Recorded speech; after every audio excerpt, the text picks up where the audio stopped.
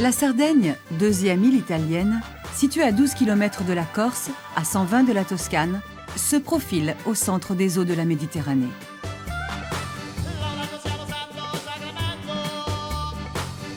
L'île se distingue par la beauté extraordinaire des eaux cristallines qui l'entourent, où le bleu intense se fond avec le vert émeraude et la blancheur du sable.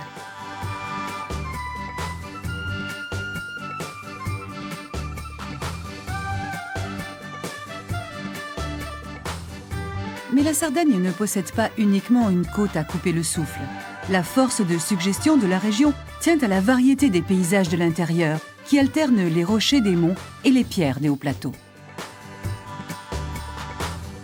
La Sardaigne est une terre très ancienne. Son passé a comme témoin les vestiges laissés par les conquêtes des différents peuples qui se sont succédés au cours des siècles.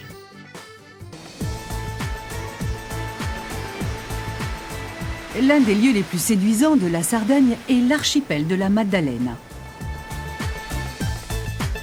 Composé de 7 îles, dont les plus grandes sont Maddalena et Caprera.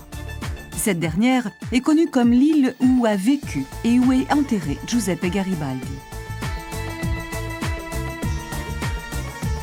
Et puis toute une série d'îles inhabitées et encore intactes, dont Boudelli, une île d'une beauté extraordinaire connue pour sa plage de sable rose.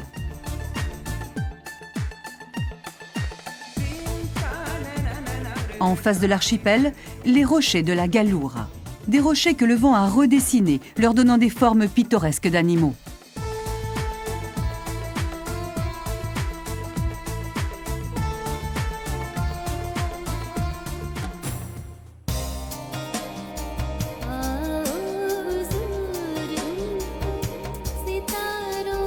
La côte d'Émeraude, considérée comme l'un des lieux les plus élégants de la Méditerranée, constitue avec ses ports un point névralgique. Porto Cervo, paradis international des célébrités, est un lieu de rencontre de la vie mondaine, de jour comme de nuit.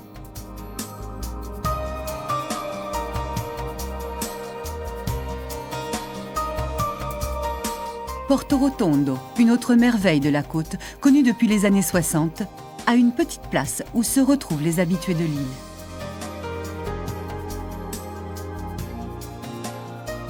Mais sur la côte d'Émeraude, il n'y a pas que la vie mondaine.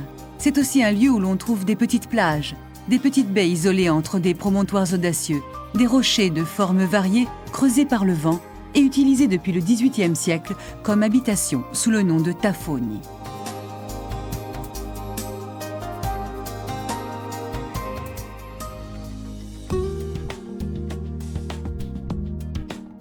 Cagliari, sur les côtes méridionales de l'île, est la ville la plus importante.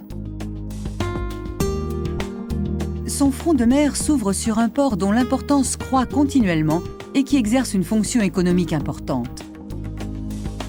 De la période romaine, il reste l'amphithéâtre creusé dans la roche. Les tours pisanes sont un remarquable exemple d'architecture médiévale. Et puis aussi la cathédrale, consacrée à Sainte Marie, reine des Sardes, dans le quartier Castello, qui a gardé des caractères espagnols.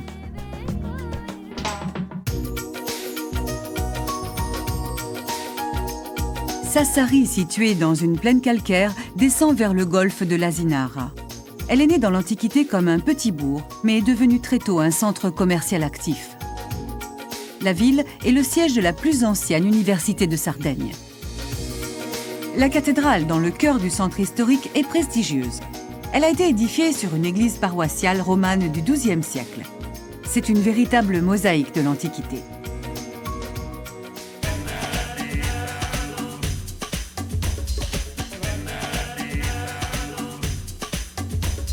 La Sardaigne est tradition et folklore.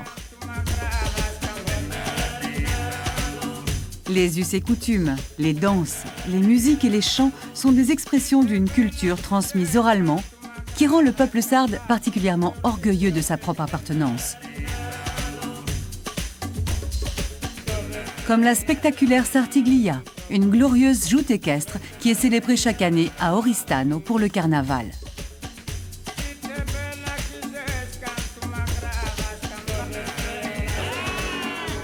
La culture de la campagne et de l'élevage caractérise la cuisine sarde qui vit de saveurs simples et naturelles, comme les fromages, nombreux et originaux, tels le saédas et les pâtisseries à base d'amandes et de miel.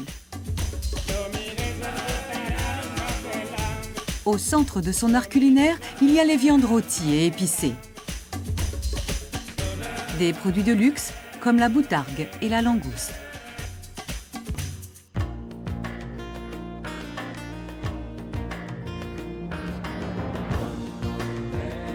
En Sardaigne, la nature a ajouté une touche supplémentaire en redessinant une mer aux couleurs uniques, comme si elle voulait démontrer sa force créatrice.